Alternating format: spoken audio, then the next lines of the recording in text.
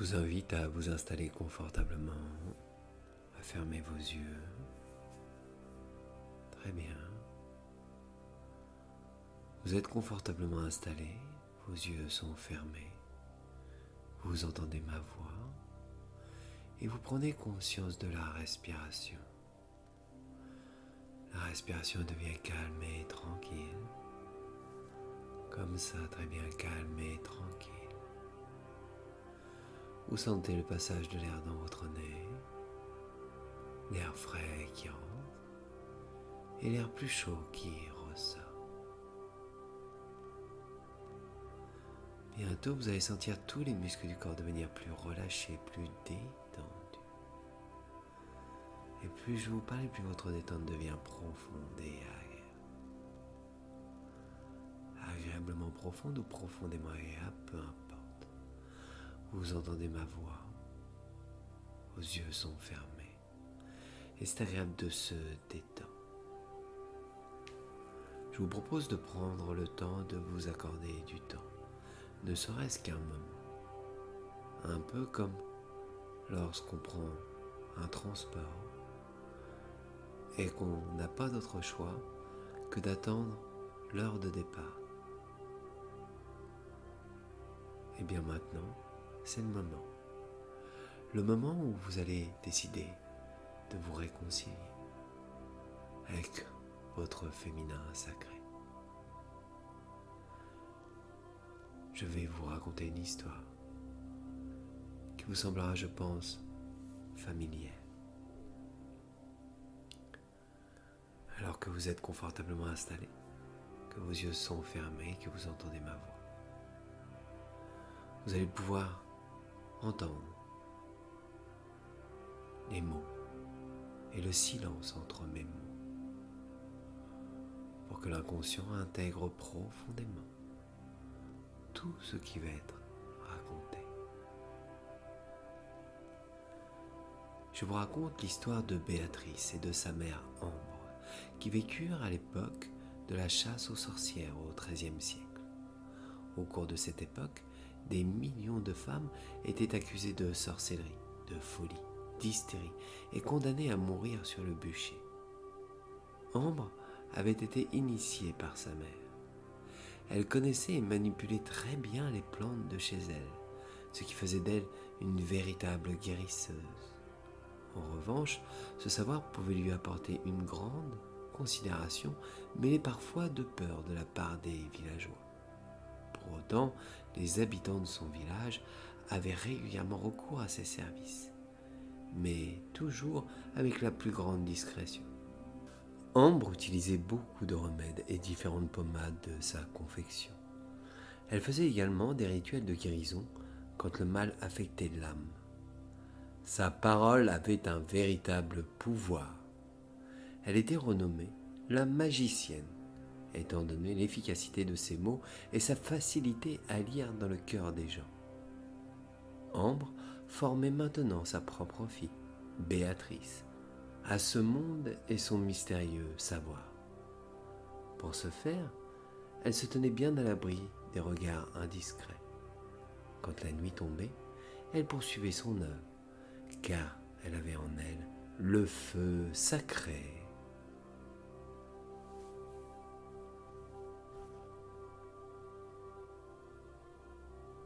Un beau jour de l'année 1233, les hommes de loi firent brusquement irruption chez elle, dans la maison de famille.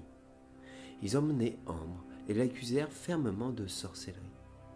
Béatrice réussit, quant à elle, à fuir de justesse l'arrestation grâce à son jeune âge. Mais par prudence, elle fut immédiatement envoyée vers un membre de sa famille éloigné. Elle emmena avec elle pour seul bagage le précieux livre contenant les précieuses notes de sa mère et de sa grand-mère, un véritable grimoire qui traversait les âges.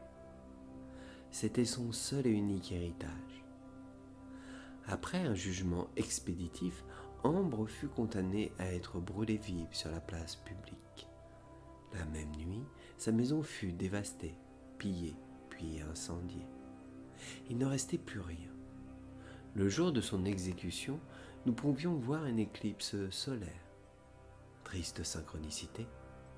Aux yeux des gens de loi, ceci ne faisait que confirmer que Ambre était bien le diable. La preuve était faite. Cette pauvre femme était bien de l'incarnation du mal.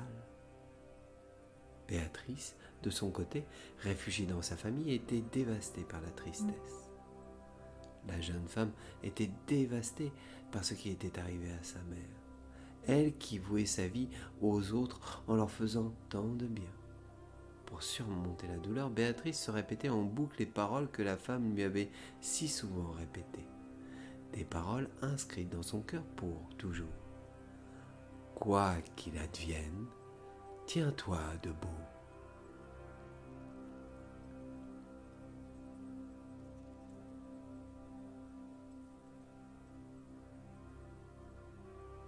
L'histoire montre bien que durant des siècles, au nom des croyances et d'autres valeurs, l'homme a rabaissé la femme, voulant à tout prix la soumettre, prenant soin de déconstruire ses valeurs les plus profondes, allant même jusqu'à abuser d'elle.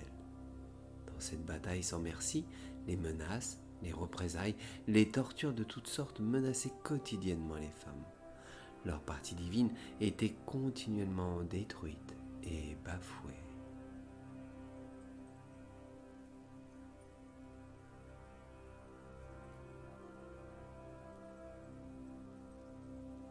Béatrice continue néanmoins la mission de sa mère. Cette jeune fille était elle aussi habitée par le feu sacré. À l'inverse de ses consoeurs, elle réussit à fuir les représailles, échappant au bûcher et vécut même jusqu'à un âge avancé. Désormais, c'était à elle d'initier sa propre fille à son savoir caché, en défendant jusqu'au bout toutes ces valeurs qui l'avaient façonnée. Tout comme sa mère, elle se tenait debout. Elle était habile et, comme l'eau d'une rivière, elle savait contourner les obstacles et aller de l'avant.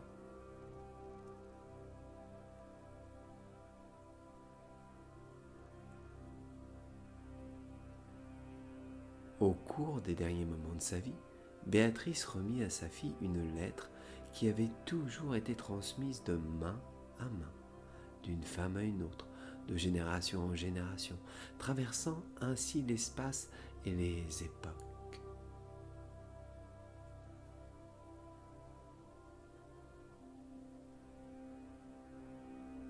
Maintenant, faisant un saut dans le temps, nous sommes maintenant dans les années 2000. C'était une journée d'automne pluvieuse. Marianne venait de perdre sa grand-mère. Elle était à ses côtés et lui tenait la main lors de son dernier souffle, un moment inoubliable. Marianne se voyait maintenant la mission de gérer les biens de sa grand-mère et vendre la propriété. Cette maison de campagne était chargée d'histoire, car elle y avait accueilli 3 générations. Chaque année durant les vacances, Marianne venait habiter l'endroit pour quelques semaines, à son plus grand bonheur. Elle connaissait parfaitement les moindres recoins de cette grande maison, ses odeurs, les craquements de sa structure si inquiétants quand il faisait nuit. Se débarrasser de cette maison venait à laisser tomber toute une partie de sa vie. Durant cette période de sa vie, Marianne avait beaucoup à porter sur ses petites épaules.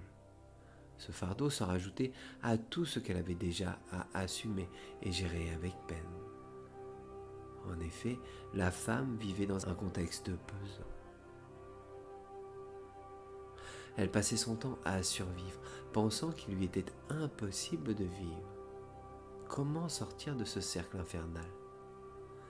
Cette question, qu'elle ne parvenait pas à résoudre, tournait en boucle dans sa tête.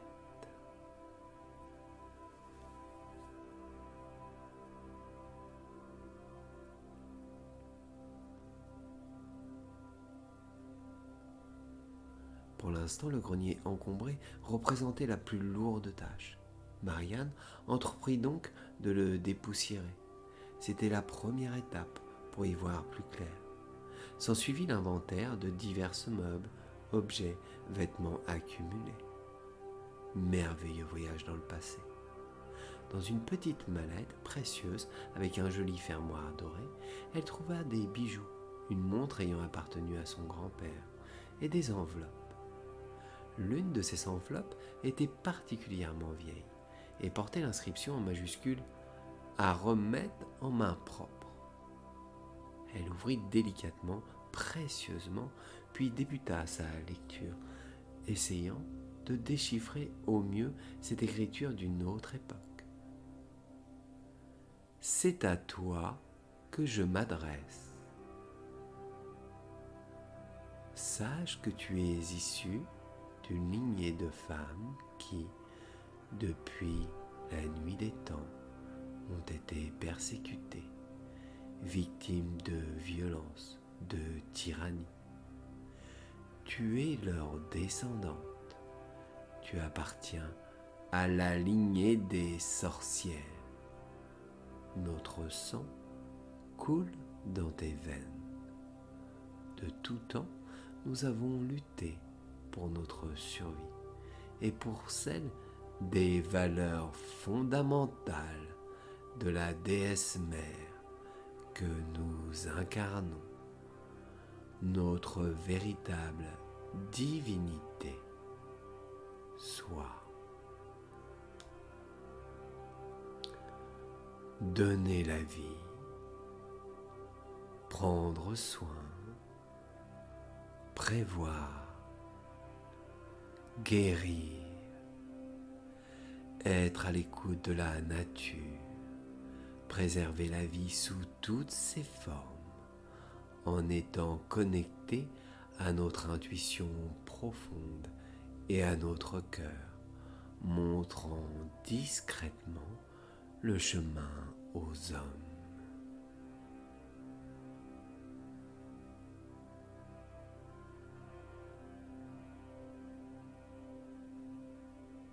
En tant que femme, souviens-toi de cet héritage sacré qui est le tien.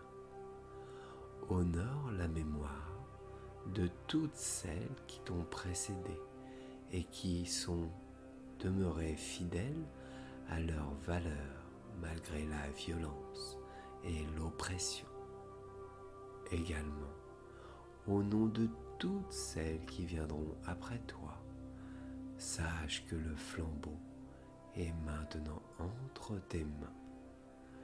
Le temps est venu d'utiliser ta parole, de tenir debout et révéler la déesse qui est en toi.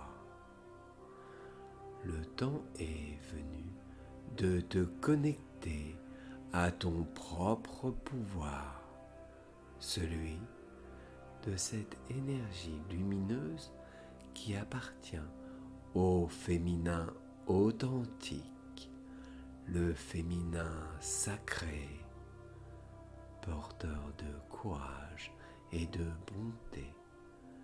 Trace ta propre voie.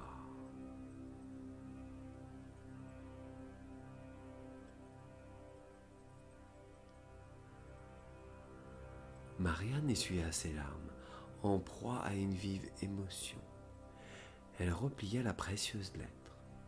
Pour la première fois, elle se sentit intimement reliée à cette lignée de femmes, par un fil invisible qui parcourait autant le passé que le futur.